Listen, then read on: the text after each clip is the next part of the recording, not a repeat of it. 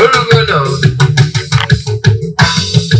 a na-ebulukwa mmadụ elu mma. Onye mee nke ọma, ebulie ya elu. Si ya jide nke o ji na-aga n'ihu. Biko ka anyị gbakọ kịta wee kelee Eze-Ana. Eze-Ana ị ga-adị.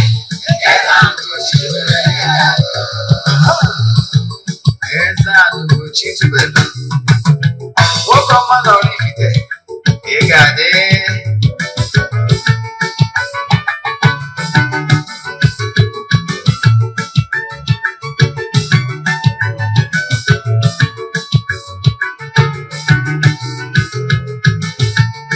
Ọdịnala bụ eziokwu,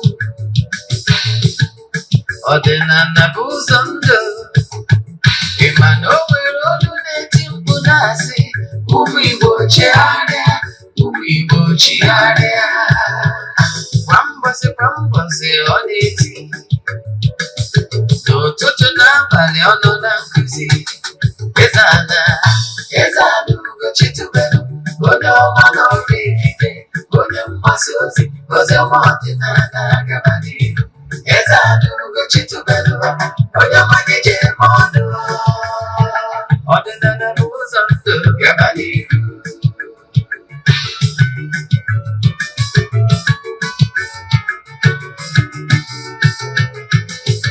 Eze-Ana ugochitubelu, onye ọma na oraifite, onye mgbasa ozi, ozi ọma ọdịnala gaba n'ihu. Eze-Ana ugochitubelu, onye ọma ga-eje eme ọnụ. Ọdịnala bụ ụzọ ndụ gaba n'ihu. Eze-Ana ga-adị,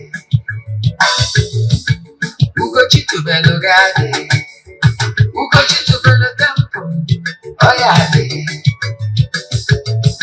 Maka na eziokwu akwa chacha, ndị okenye dịka anyị from the back, ndị ochie from the back. Fada sị gara aga ghọrọ ụmụ Igbo, si anyị rapụ nke anyị na nke feka mma. Bụrụ Baịbụl bịa, akwụkwọ akụkọ, mepekwa chọọchị fa, okpuru ụka adakwa. Ụtụtụ ọma na ụmụ ọdịnala Igbo, anyị abịakwanụ n'oge awa nke eziokwu, oge anyị ji awa eziokwu niile agba, nke ọ bụ mụ nwa bụ Ogbuefi Eze-Ana ugochitubelu na oraifite na-anọ n'isi ya. Maka ndị ọ bụ tata bụ izizi ha na-afụ m na soshal midia, ma ọmụ Ogbuefi Eze-Ana ugochitubelu na oraifite. Abụ m onye isi nchụaja na ugochitubelu ọdịnala tempụl. Anyị na-agba afa miri emi, rụkwazi ọrụ mmụọ dị iche iche. Abụkwazi m onye isi nchụaja na ọdịnala Restoration Prayer Ministry, bụrụkwazi onye mgbasa ozi ọdịnala Igbo. So you can call me an ọdịnala evangelist. I will answer. My mission is to help people live better life. N'ụbọchị tata n'oge awa nke eziokwu, isiokwu anyị ji wee bịa bụ more you should know about agwu called one. Anyị akụzibughị gbasara agwu in the past, mana anyị chọrọ ka anyị tụnyekwu oge azụ ka ị mara ihe ọ ga-agba ọ bụrụ na ọ na-eme. Ị marụ na ihe a bụ saịn n'ịbụ onye agwụ, ma ọ bụ etu ị ga-esi wee handụrụ onye agwụ ma ofu onye agwụ, ma ọ bụrụ na ị nwere onye agwụ dịka di gị ma ọ bụ nwunye, ma ọ bụkwa na agwụ na-enye gị nsogbu. Ọnya ka anyị ji bịa, aṅụ na ngwọ na nkwụ na-abịa. Okwu anyị ji bịa taa bụ okwu gbara ọkpụrụkpụ, ga-agbagbụ na ige ntị aka tee ya ị ga-abụ onye nwere onwe gị. Anyị gaba n'iru, ọkwa dị mkpa. Echefuna na aja anyị na-achụ kwa ọnwa nke ọnwa Febụwarị agabado n'iru. Ndị mmadụ ka na-ebu uku ya. Yes, ị ka nwere ike isonyere ya bụ aja, maka na aja a na-achụ throughout the month. Yes, ajụbọsị nchịkọta ya ụbọchị ikpeazụ nke ọnwa Febụwarị ka anyị ga-achịkọta ya. And ị nwekwara ike isonye na aja a n'ebe ọ bụla ị nọ na nsọtụ ụwa dum. Yes, maka na ike Chukwu zuru mba dum. Ya bụ aja bụ aja mbụ n'elu, aja epụta ihe, aja esigoro na ya bụ n'imirikite ndị mmadụ elu. I can tell you, anyị bidoro ịchụ aja a etu mmụọ si wee kwado over 2 years ago, and o nwere ndị na-esonyere anyị na aja ahụ since that time to date. As we speak, o nwere ndị kwụrụ ụgwọ 2024 as a whole ka ha dị sure na ha nwere ọkpụkpụ ọbụla ha skip. Ịchọ isonye na aja, ihe ị ga-eme wee forward ya 3 prayer request, then ime token donation to the account number. Echat them na WhatsApp. I want other details I need from you in order to book you. Nke a bụ ofe i kwesịrị ịma. Nke ọzọ nchọ ka nkọwaziele gị ihe ama bụ na ọ bụrụ na isonye na aja. Yes, echat them na WhatsApp. I want other details I need from you in order to book you. 0813 82 43 871. I repeat, 0813 82 43 871. Yes. More kpọtụrụkwa m na 0805 78 37 672. Ọhịa eji kpọtụrụ anyị ga-abụ ofu. Nke ọzọ anyị na-achịkọwalụ gị bụ na ọ bụrụ na isendere anyị meseji onwe ajụjụ ọbụla ị nwere anyị za gị ya. Isende ya meseji ya bụ WhatsApp nọmba forward ya 3 prayer request. Anyị n'ụtụtụ anyị ejegori m na temple jee chụọ aja gụọ ọfọ ubi okwu n'isi ndị niile sonyela anyị na aja nke ọnwa. So ọ bụrụ ịchọrọ iso ya na aja echat ya m na WhatsApp nọmba. Nke a bụ ihe ị kwesịrị ịma ka ị na-eme nke ka Chukwu nke pụrụ ime ihe niile gọzie gị. Anyị na-ekwukwazị okwu gbasara ndị sonyela anyị na aja. Aja abụọ aja mbuli elu, ike dị na aja a na-achụ n'igwe.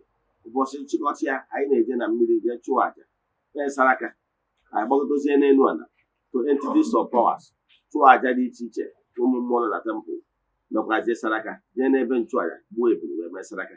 I can tell you na ike dị na aja a na-achụ n'igwe, but what you don't know is only a mystery to you and not to all. Then ka anyị gabazie n'ihu na ya bụ nkụzi anyị dị wee bịa taa. Ige ntị ị ga-amụta ihe ga-eche gị ya life for good. Gịnị ka anyị chọrọ ikwu maka ya? Anyị chọrọ ka anyị kwuo isiokwu anyị bụ ihe gbasara agwụ anyị chọrọ ikwu maka ya taa. Mana bifo anyị gaba n'iru, ọ bụrụ na ị na-esonyere m site n'Eziokwu TV, echefuna na Eziokwu TV belongs to temple. Yes, ọ bụrụ na ị na-esonye n'Eziokwu TV, ịlaikiri nkụzi ihe na-anụ taa, ma ọ bụ na o nwere nkụzi anyị kụzigoro mbụ ịlaik, ihe ị ga-eme ewu and ị chọrọ ka ị share ya mmadụ, ihe ị ga-eme ewu ije na my YouTube channel Ogbuefi Eze-Ana ugochitubelu. Ị ga-awọchị ya, ị ga-awọchịkwazi over 1000 lectures nkụzi niile anyị na-akụzi n'ọdịnala Igbo over the years. Ọ bụkwa ndị na-awọchị anyị site n'Eziokwu TV. O nwere Nollywood movie ọbụla ịwọchị na channel a, ọ bụ na English movie, jee na Eziokwu Great Movies na YouTube, ma ọ bụ jee na Ugochitubelu Movie Productions na YouTube. Ị ga-awọchịkwazi ya. Ọ bụrụ na Igbo movie ka ịwọchị na telivishọn channel anyị, jee na Eziokwu TV Nollywood Movies ịwọchịkwazi ya. Ị na-awọchị ya na-eshi ya na-agwa ndị mmadụ maka ya. Na-esonyela anyị dịka ị na-esonyela anyị n'oge awa nke eziokwu, na-emetụ aka na share button na-agwa ndị enyi gị ka ị na-eme nke a ka Chukwu okike pụrụ ime ihe niile gọzie gị n'ebe ọ dị ukwuu. Ya gazie. Den nke ọzọzi m chọrọ ịkọwazi maka ya bụ isiokwu anyị ji maka ya bịa. Gịnị ka anyị na-ekwu maka ya? Anyị sị ka anyị kọwaa more about agwụ, onye akpọrọ ọrụ. Anyị wee kwuo sị ka anyị kọwata ya ọfụma. Ọ bụ ka anyị akọwago maka agwụ n'ụzọ dị iche iche, mana nke taa anyị chọrọ ka anyị kọwakwuo ya ka o doo anya ọfụma na etu agwụ si arụ ọrụ na ihe ị ga-eji mara onye agwụ na etu ị ga-esi wee so onye agwụ. Anyị kwuo gịnị bụ agwụ. Agwụ bụ asụsụ Igbo. Agwụ bụ spiritual forces, ụmụ mmụọ so onyinye amara mmadụ ji wee bịa ụwa, ya ka a na-akpọ agwụ. Ị ga-elotara ndị mmadụ ga na-asị gasị na onye a bụ onye agwụ. Ihe ọ pụtara na o nwere ihe na-force nọ behind him na-agba ọdọkọta etu omeka ya ofe ihe, asị na agwụ na-abịa. Ị na-ege ntị? So agwụ simply means forces, spiritual forces nọ behind every man's gift. Wee gwa gị na onyinye agwụ ọbụla bụ onyinye mmadụ ga-eji dee ude na ndụ a. O nwere ndị nwere agwụ nka na ụzụ. Agwa gị na enwere ụdị agwụ dị iche iche. Enwere agwụ nka na ụzụ, enwere agwụ azụmahịa, enwere agwụ mgbọrọgwụ na mkpa ahịhịa, enwere agwụ ije ozi dị iche iche, ma agwụ azụmahịa ndị niile agwụ agwụ. Yes, and ka nke onye si dị ka nke onye ọzọ, nke onye si wee dị nke iche na nke etu nke ndị ọzọ si dị. Yes, mana ọgụ nwee matazi ụdị agwụ dị na be ụlọ. O nwere ndị bụ asị na ndị a na ha na-arụkarị ọrụ aka, ọ bụrụ agwụ dịbefa, ma ọ bụ na ndị a na ha na-anọkarị ihe gbasara headline, ihe gbasara ịzọ ndụ, ma ọ bụ na ndị a na ha na-azụkarị afịa, ọ bụrụ ihe dị na befa. O nwere famili ya eje, ọ bụrụ na ndị nka na ụzụ, ọ bụrụ na ndị abụ ha na-abụkarị goldsmith ma ọ bụ fabricating things, bringing new idea. Those Smith ya na-ewuzi kịta mana onye nwere agwụ nka na ụzụ ịbụ nka na ụzụ then o nwere ike iyuzie gụọ ihe gbasara architecture, gụọ ihe gbasara design, ma ọ na-eme factory, na-eme manufacturing. Onye na-etu a ga na-eweta new ideas. Yes, ma ọ bụrụ na ọ na-echukwa agwụ ya. Anyị wee kọwaa na ọ bụrụ na ị na-echukwa agwụ gị na agwụ gị a ga-eme ka ide ude. Enwere onye ọbụla nọ n'ụwa, anyị kọwakwara wee kwuo sị na onye ọbụla nọ n'ụwa nwere agwụ. Yes, mana agwụ nwere nke ka ibie. Enwere wee kwuo sị na o nwere ndị enyere agwụ ha bụ maka etu ha ga-esi wee bi ndụ nke aka mkpa ha, mana enweziri ndị enyere agwụ nke ha bụ na ha ga-asa apụ public na agwụ ha kpọgotara na ha ga-eji agwụ ha wee jeru ndị ọzọ ozi. Na-ege ntị. So ọgụ wee mmadụ level of agwụ gị. O nwere onye nwere ike inwe agwụ nke ya ọ bụrụ na agwụ ya adịghị aghasasịrị ya ihe because of level of agwụ. Nwee onye bụ na agwụ nke ya bụ na ihe ọ nidiri bụ na ọ ga-eje chukwa agwụ ya. O chukwachaa agwụ ya, o mewere onwe biznes ọ na-eme, ma ọ rụbara onwe ya ọrụ ọ na-alụ. Ọ bụrụ na ọ ga-anọtụrụ ala rụwa ọrụ agwụ. Mmadụ niile level of agwụ ndị mmadụ abụrụ ofu, na-etu akụ onyinye amara ndị mmadụ si wee differ from person to person. So ọ bụrụ na agwụ onye anwere ka onye anwere.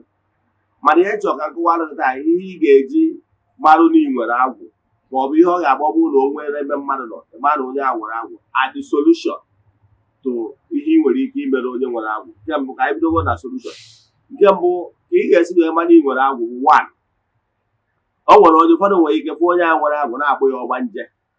Ị nwere ike bụrụ onye na-abụ ịlọ nlọ omee, ma ọ bụrụ onye na-abụ ịma mmadụ ọnụ kwuoro ya detu ọ detu ahụ, ma ọ bụrụ onye na-abụ mmadụ mejọọ gị iwe n'ebe onye anwa nọ, onye enwe problem.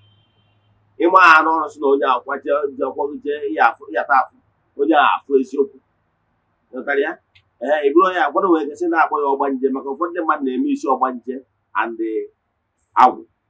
Now ọ bụrụ na ịbụ onye na-abụ ikwu ohi ma ọ bụ na ịlụ ọrụ ma ọ bụ na ịnweta meseji kwukwa na etu a ka o si dị ọ etu ahụ mee etu anwa, then ma ọ bụrụ na ị nwere ya bụ agwụ anwa, ịchọpụta na ọ na-abụ mmadụ kpasuo gị iwe ma mmadụ mejọọ gị, onye a atawa afọ tiri onye aga ya obiko. Na ọ bụrụ na ohere ihe ndị a na-eme n'ebe ị nọ ma ọ bụ na ijere n'afa asị gị na onye a na-agwụ na-eme onye a, mana ihe meziri bụ na ndị mmadụ na-eche tiri ruo otu level of na agwụ aghasabago ihe. Agwụ onye bụ onye agwụ from birth, mana ndị mmadụ adịghị epe ya attention na ịchịkọta agwụ mmadụ tiri na o bidozi enyebe nsogbu. Mgbe ahụ o bidozi enyebe nsogbu mgbe agwụ a bịara selite bido ghasabazie ihe ma aka ndị mmadụ nwere ike ije jụba ese. Mana ọ bụrụ na onye mụtara nwa nwatakịrị na-etolite ijuba ese ka ị mara onye dị ihe a, ijubazie ese anwa ị nwere ike gbapụta n'afa na onye abụka nnukwu mmadụ na ọwụ somebody nwere great star. Ọ bụghịzi mmadụ ya agwago na onye agwụ ka ọ bụ na cold word. Now mana ndị mmadụ a na-eche eki nke a tiri n'oruo na that level of road stop wago. Ọ bụrụ na ijego na be dibịa ma ọ bụ na ijego ekpere prophet ma ọ bụ ezie gị ozi ma ọ bụ na ọ bụrụ na prophet ọ bụrụ na onye mebi na onye ọgbanje ma ọ bụ na onye agha akpụkpọ onye agwụ, ọ pụtara o nwere gasị n'ọnụ under the influence of alcohol. Gịnị ka ha na-aṅụ ihe nwa? O nwere ike onye agwụ ụfọdụ ndị agwụ bụ ha ṅụọ n'obere mmanya ọ na-eme ha n'isi ọ na-ekwusa adịghị ọ na-ekwuje ka ya na ihe ọ na-ekwu na-eme the point mana agha asị na onye agwụ. Mana ọ dị ụtọ etu ọnwụ anụbere ihe agwụ ya esenite. So ọ bụkwa nna mmadụ nkịta ezigo gị ozi ihe niile agba afa weda ma ekwudata afa anwa n'ụdị prophetic ma ọ bụ awụrụ mkpụrụ afa ma ọ bụ na mmadụ kpọrọ gị sị gị mebe onye na-etu a ọ dịghị mara ihe na-etu a na-eme gị. Ihe a bụ afa ka ọ bụ maka na gịnị nwe afa abụ ịgwa gị ihe na-eme in the beyond, ihe na-eme in the other side of the world. Yes, in the medium, consulting the medium spirit. Then onye ahụ nwere ike gwa gị ihe dị n'ihu ma ọ bụ ihe na-eme nke ị nwere ike iji anya gị na-ahụ efu. Ọ bụrụ na onwe na ka isi wee zite ụjọ ozi ya wee gwa gị okwu gbasara agwụ ma ọ bụ na-agwara ihe o nwere onye ị ga-eje na nke ya ọ bụrụ na ndị dibịa anyị bụ ndị dibịa na-eyuzu wọd agwụ mana ije na prophetic ministries ha ya use the word n'iwe called one na-akpọrọ ọrụ so wuche ebe one ọ bụla eyuzu iche na ka agwọ a bido gasara gị ihe bifo ibido mee ihe a gwara gị ụfọdụ ga-abịa ebe ọra ha afa agwa ha na-ezigo ha ozi a na onye a bụ onye akpọrọ ọrụ ana taa abụrụ izizi ọ na-anụ ya na-agwabụghị ihe mbụ ijizi onye ahụ si yes na ezigara ya ozi a mbụ ka e gwara ihe imere sinsi eziri ozi a ihe m na-achịkọwara gị bụ na ọ bụrụ na eziri gị ozi n'inwere agwụ kaba arụ ka ịchịkọ agwụ ọnụ yes enwere agwụ na-eso mmadụ nwere ike isi n'ikwu nne ụgwa ike isi n'ikwu nna ọnya batara mgbe anyị na-arụ agwụ anyị akpọ agwụ ikwu nne ya kpọọ agwụ ikwu nna ya anyị akpọkọ agwụ niile ya ọnụ wee chịkọọ ha ọnụ wee yọọ ha ka a ghara ide emebisi ihe kama ka anya aka na-ewepụtara onye agwụ okie ị na-echukwa agwụ gị den na ịchụkwa agwụ ụfọdụ nwere ike isi ịmara ihe etu ndị gbonu si arụ agwụ na ịchọrọ ịlụ agwụ a na-arụ n'ala isi etu a wee lụọ ya ọ nwere ndị na-egburu agwụ ha nkịta ọ bụrụ na ndị gbonu ji agwụ jigiri egburu agwụ ha nkịta ime etu ndị gbonu si eme ọ bụrụ ọgwụ bụkana nọọ ihe ndị gbonu na ihe ndị na-eri ka ndị na-asọ ọ bụrụ na agwụ naanị egburu ya nkịta ya liberty maka na ọgwụ ọ bụrụ ọgwụ agwọrọ agwọ agwụ bụ okwu ekwubiri wee dụọlụ uchi ezampụl ọ bụrụ na ị na-alụ agwụ ọ bụrụ na ndị ikwu nne gị na ya ma ọ bụ onye ripresentịrị ndị ikwu nne gị ihe ọ ga-ebe ewe ekpere ịga ọfọ ọ nwere oge nwere ụbọchị a were ọfọ bịa ọ sị na tata na nyanwa bụ onye dị etu a na-anọchite anya ndị ikwu nne gị na ọ na-aga ọfọ na-akpọkọ agwụ ikwu nne gị mmụọ ndị ikwu nne gị ka ọ kwudoro gị na ọrụ ihe na-arụ na ihe alụrụ gị ahụ na ihe alụ na ị na-arụ ya na ị ga-alụta ife ọma dị iche iche na ihe ọ bụla ị gwara mmadụ ya dịrị ya mma na-etu a ka ọ ya dịrị onye agwa okwu bi okwu ihe abụ ngosi ka ọ na-enye gị ị na-ege ntị den o mesi ya ọlụ ya ogili si n'ala ịghọtago ịdọrụgo mmụọ ọnya ka o mere so ọ bụrụ ọgwụ ndị ikwu nna ya emekwa nke ha ịghọtara ya emesi eje gị ọfụ so ihe ndị a niile nwụnya ka a na-akpọ ịlụ agwụ and mgbasa ọ bụrụ na be anyị ihe anyị ji alụ agwụ wuo ọkụkọ ma ọ bụrụ egburu ịghọtara ya mana ọ bụrụ anyị adịghị anaghị eyuzu nkịta so mana ọ nwụdo onye nke ha nabatara igbu nkịta no problem nwere problem with that so and ọ bụrụ na arụ ọrụ ha agwụ abụrụ ihe a na-arụ once in life ọ bụrụ ịlụ ha na agwụ ya mmadụ gbuchi arụrụ mana ọ chịkọrọ achịkọ ajọ ọrụ ka ọ bụ so ọ bụrụ na arụ ọrụ ha agwụ ị ga na-echukwa agwụ gị from time to time agwụ abụrụ ihe ọ ya abụ ya si na arụrụ ha agwụ mgbe nwa ọ bụrụ nke mgbe nwa ọ ihe ị ga na-atend to ịghọtara ya etụghị dọkịta ka mma alụ ga-atụ maka ndị ma nkụzi mma na nna alaik ihe ọmụmatụ ihe nji ama atụ bụ ichefuo ihe nkwuzita atụ mma ka m jụọ gị ajụjụ gị nwe onye ọma na-ege ntị ọ bụrụ na ị mepere akaụntụ na bank akaụntụ ahụ wee nọọ 6 months 1 year ọ na-atended to that is akaụntụ ahụ anọgo 6 months nọọ 1 year itinyere ego na ya iwere ego na ya anyị eme azụm na akaụntụ a na onye nwunye adụrọ fọnshọnal bịafọ akaụntụ a ya bụ ihe a na-akpọ dormant ị na-ege ntị ọ ya bụ ihe a na-akpọ dormant na bank bifo ya izuekwa akaụntụ ọzọ ihe ejekwaje eme rilifol ịgwa gosikwa ndị bankị na ịka dịkwa ndụ na sọ dọkụmentị ihe wetakwa ịghọtara ya enwere gasị wetakwa utility bill nepa bill ga-ebe ibu kịta ka adịcha ọrụ ị kapụrụ ụkwụ gị na-abụ imekwa datịtọ ihe anyị ga-emekwa iwee rebi upịa akaụntụ arụakwa ọrụ mana ihe a na-achịkọwara gị bụ na akaụntụ ekwesịrị ka ịgba ya nkịtị ị na-ege ntị so etu a ka ọ dị na agwụ gị na-ịrụchala agwụ ma agwụ abandon 6 months 1 year chukwara agwụ gị ọga agwụ gị adọrọzi ọrụ ị na-ege ntị yes ị ga na-echukwa agwụ gị maka na onye ekene sọrị ekene ya ị ga-egosi ndị agwụ gị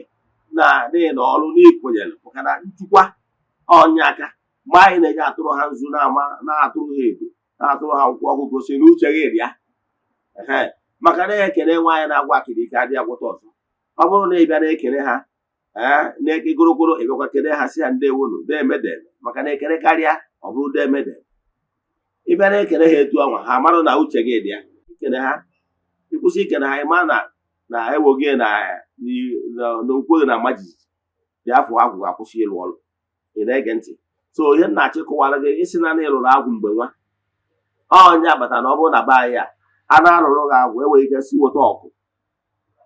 eweta ọkụ dọba n'ihu agwụ ebe a lụrụ gị agwụ ma ụfọdụ eweta ite adọba asị gị na ị ga na-agbanye mmiri na ya na mmiri ama ata na ya na nke agwụ mụsị nsị alụrụ agwụ a mmeri ya eze gị agwụ a mmiri akọbọrọ ite anwa you know why now na anyị na-agbụ ihe eji asị oge na-agbanye mmiri steady for constant activity maka na uche gị dị ya ọwụ na asị gị na ọkụ a maọbụ n'ite a gị gwara ka mmiri tọ na ya ihe ọ pụtara bụ na anya gara eru steady ịnọkwa ije na-enekwa ma mmiri ahụ dịzikwa ịgbanyekwa ya mmiri ihe ọ pụtara bụ close attention and close attention a mere n'ime agwụ a na-alụrụ gị ọrụ maka na agwụ ma ya na ikwenyere n'ọrụ ọrụ ya afọ ị na-etukwu ya yes so ị ga na-etukwu agwụ gị ịnọkwa ije gboro ihe mme ọ bụrụ na o nwere ihe ị nwere ihe gba ogoro kọgbọ na ule jee ma eri ya kwubie okwu ma eri ule ị na-ege ntị now agwụ ewepụkwara m na ọbọkwụ onye ọbụla rụrụ agwụ bụ dibịa o nwere onye agwụ ya wee obere agwụ ichukwa agwụ gị jebere onwe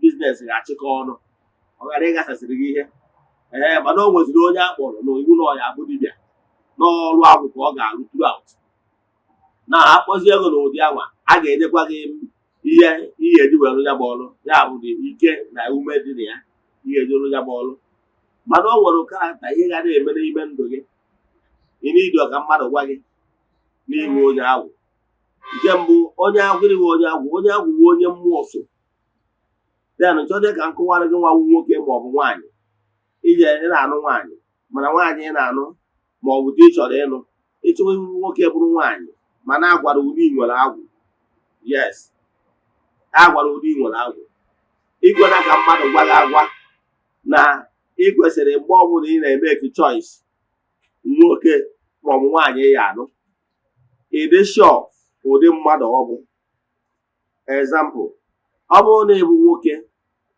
na ịbụ nwaanyị example na ịbụ nwaanyị mana ị nwere kọl n'ihu onye a kpọrọ ọrụ dịka nnukwu nwaanyị ndị mmadụ na-agba eze nwaanyị now ị kwesịrị ịnụ ofeke ekwesịrị ịnụ gị ọ bụrụ na ofeke nụọ gị gịnị ya aga na-enwe crash gịnị ya ga na-enwe crash ịma ihe ọ bụ rizin gịnị ya ga na-eji na-enwe crash bụ na mmụọ nsọ gị nke nwaanyị karịrị mmụọ nsọ nyanwa so the only way the man ga-esi wee nuwuo onye na-etu abụ ọ bụrụ na nwaanyị nwoke ghọtaranụ etu nwoke ahụ ga-esi nuwu nwaanyị na-etu abụ nnukwu nwaanyị bụ ịma na ị ga na-eje na-etukwa agwụ ya ị na-anụ ya ị na-anụ ụmụ mmụọ onye na-eso ị na-ege ntị ịma na ị ga na-eme ịnọ ije chukwa agwụ ịnọ ije kwanyere ndị otu ya ibu ị na-eme etu a ịma na ị na-ebi ụdị ihe a na-akpọ personal relation with ụmụ mmụọ so nya nwunye gị ahụ mgbe ahụ ị na-echukwafa ha na-afụ na gị nwere onwe gị kwenyere na fa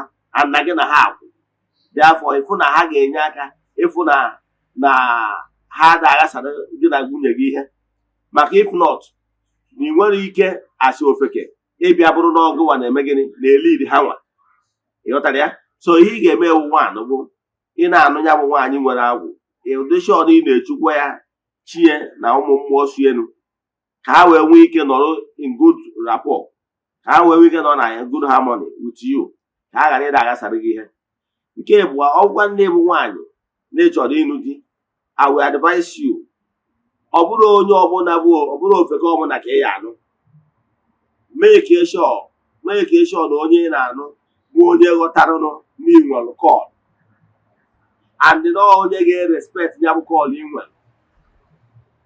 If you ask me, I will advise you to marry a couple called one. Ọ ga-enyere gị aka ka a ghara ịwụ mfe amụ ofu nwa mmụọ ịbụa agbawa ọkụka before you know it marriage aghasa. Nke ọzọkwa bụ na o nwere onye nwere ike nwa na-ene m anya yes gị nwa na-asị na ịnụrụ nwaanyị na ịnụrụ nwaanyị nụcha nwaanyị na sinsi ịnụcha nwaanyị a ka biznes bido nwe show down. Yes nwaanyị a abụrụ na ọ dị evil. Yes ọ dịrị evil mana nwaanyị a bụ a called one. Nwaanyị a bụ a called one and o nwere ike gị nwa na onwe ha bụrụ a called one. O nwere ike ọ bụrụ na ofeke ka ịwụ so spiritually he cannot match such a woman. He match ya. So first isi na first isi enwere rapport. So ihe kwesịrị ime bụ ịgba mbọ fụ na ichukwara mmụọ nsọ nwaanyị anwa ka ha wee nwee ike wee dị submissive to you. Nke a bụ ihe ị ga-eme. Nke bụ awụ, mana ọ bụrụ na gị nwere onwe ugwu nwaanyị ịchọpụtara ịgba na nwere agwụ from birth. Now avoid mgbe ị na-emeke choice of partner. Mgbe ị na-emeke choice of partner ị ga na-eme ka abụrụ ọsọ nwoke ji ego ma nwoke mara mma, nwoke dị handsome. Ọ bụrụ ọsọ ya ka ị ga na-echeki. Ihe ị ga na-echeki wụ compatibility of the spiritual angle, maka na ọnya nwaanyị enye gị joy. Ọ bụrụ na nwaanyị anwa gị na ya nwoke a chọrọ ịnụ gị, chekigoro ma spiritually ma gị na ya ọ ya ebiwu, ọ nwoke ya aghọta ihe gbasara kọl ị nwere, ọ nwoke ga-asọpọtụ ihe gbasara agwụ gị. Ka m gwa gị, ị ma na onwego ụfọdụ ụmụ nwoke mmụọ gburu maka ihi na nwunye ha nwere kọl and they refuse to allow the woman ịlụ ya bụ ọrụ kọl ya. Oge ọbụla ha na-enwe nsogbu and ha na-enwe nsogbu anwa, then mgbe ndị otu spiritual forces nke nwaanyị anwa chọpụtara na nwoke a na-abụ ewe hindrance to nwunye imesapụ ahụ, egbugo ọtụtụ ụmụ nwoke. Mana ịma ama ihe m na-achọ ịkọwalụ gị bụ na ụfọdụ ụmụ nwoke, ọ bụrụ na ịma na ị na-alụ nwaanyị anụ nwunye gị bụ nnukwu nwaanyị, ihe ị ga-emewu mee ka eshọ na ị na-echukwa agwụ ya, chukwa ndị otu ya, ka obi na-adị ya mma. Obi na-adị ya mma, ifu ego n'anya gị na obi na-adị ya mma, inwe aṅụrị. Obi na-adị ya mma, ihe ọma ga na-emere gị, na-emekwu n'aka ọrụ ebe ị na-arụ ọrụ ma na biznes gị. Mana ọ bụrụ na ị na-echukwa ndị otu ya, obi ghara ịda adị ya mma, iwe a na-ewu ya, aịdara ị na-emejọ nke nwaanyị anwa ma ọ bụ ị na-emejọ ndị otu ya, ha gara awere gị aja na garị. Biznes gị na ihe ị na-eme gara anachighị azụ. Ị nwere ike ọ na-adịghị ndị mmadụ asị na nwunye gị dị possess ma na nwunye gị bụ the cause of your problem. Ọ bụrụ onye nwa bụ the problem. The problem na ịghọtara the magnitude of onye ị na-anụ. Yes, ịghọtara the magnitude of onye ị na-anụ. So ị na-anụ ụdị mmadụ dị etu a, ị na-anụkwa mmadụ mara na ị na-anụ forces isi elu. So gị nwa bụ nwaanyị na-emeke choice, especially ihe nyakwara ụmụ nwaanyị na ụmụ nwaanyị ga-asụma karịa. By the time ị banyere na marriage mụọ ofu nwa ebua enwee problem si na marriage taa. By then efu onye single mother asị na afọ. So imekwara ya bụ mistake. Esikwana ka ihe iji anụ nwoke a n'ọkwa ekelesu, n'ọ dị handsome, ma ọ na pocket o nwere deep pocket. Ọ bụrụ onye nwere ihe dị mkpa. Ị ga-eche ekigoro over the spiritual angle. Onye a maka na ọ na-abụ ndị mmadụ na-emeke choice. Ihe a na-emeke choice abụrụ facially, abụrụ physically ka a ji ajọ. Mana ha adịghị achọji the spiritual angle. Onye na-etu a mụ na ọ ya ebiwu, onye na-etu a ọ ya aghọta ihe so m. Nwa na onwe ewu onye nwere agwụ, nwa na onwe ewu onye nwere kọl. Now ị mara ọnụ ụdị nwoke a n'ụdị nwoke a onye fitiri gị. Ọ bụrụ na ị matara n'ụdị nwoke a fitiri gị, ị mara na ihe ị ga-eme ewu ifesi ụdị nwoke ahụ. Now example, na onye ofeke na-abịara gị, ịlaikiri ya, o ji ego makwuo mma nwoke na-abịara gị n'ofu aka. Then onye nke ọzọ na-abịara gị bụrụ onye bụ onye agwụ ibe gị, ghọtara gị, ya ghọta gị ọfụma, kwadoro gị. Now ma n'ihi na maka ihi na o nwere ego ma maka ihi na ọ dọrọ ha nsọ ma etu isi wee chọọ, ị hapụ ya ga chuzuo fine boy ịgba n'ọgwụ ofeke. Emesịa ọkpa abụrụ n'anya, emesịa unu enwe problem. Ihe unu ga-eji nwe problem bụ na spiritually enwere compatibility na ya, gị na ya amachịrị. Forces so gị ga na-alaiki ka a dominate ya maka na forces so ewu nobody. Na-ege ntị. So ị kwesịrị ime ewu consider the spiritual angle before ị na-aba n'ime. So ya na-achọ ịkọwara gị bụ nwoke na-complain na since ịnụcha nwunye gị na business na-ada ada, na business na-ada ada. Ọdụ ka nwaanyị butere bad luck, ị na-asị na o butere bad luck, ma ọ bụ na-asị na ọ bụ ọgbanje, ma ọ bụ si na ọ bụ n'ụdị deliverance. Ọga ije mechaa deliverance, ihe dị ebe aka na-ebu. Ị na-ege ntị. Ọ bụrụ ihe deliverance, ihe ị need one to recognize gbagoro afa n'isi nwaanyị a ma a na nwaanyị a ọwụ ekọd wan, then gbaa afa n'isi gị nwa ma a na-ewe ekọd wan, gbaa afa n'isi gị nwa. Ọ bụrụ na anyị nwa na onwe ewe ekọd wan, ọga were ọsọ were ije bịa hazierie ihe ka ime udo wute ndị agwụ ya na ndị otu ya ka ụzọ gị kpọghee. Ị na-ege ntị? And ime ha na-etu anyị fụ na ndị otu ya ga-asụ adị submissive. Yes, that challenge ọ na-atụ uri akwụsị. Gị na-enwe ike wee nwee harmony because nọ ndị otu ya na-akpanye ya anya omekawa ya ofu ihe. Ị na-ege ntị? So ọ bụrụ ihe ị ga-eji wee sị ka ị kpọọ n'anya ụzọ ọ dịrị enough. So ihe m na-achịkọwara gị bụ na ọ bụrụ na ị nwere agwụ, mara ihe a na-ada akpa gị, ihe ị ga-eme chukwa agwụ gị iche na mgbe agwụ mebiwere gị ihe. O nwere ndị na-echegido mgbe ọ dịrị late.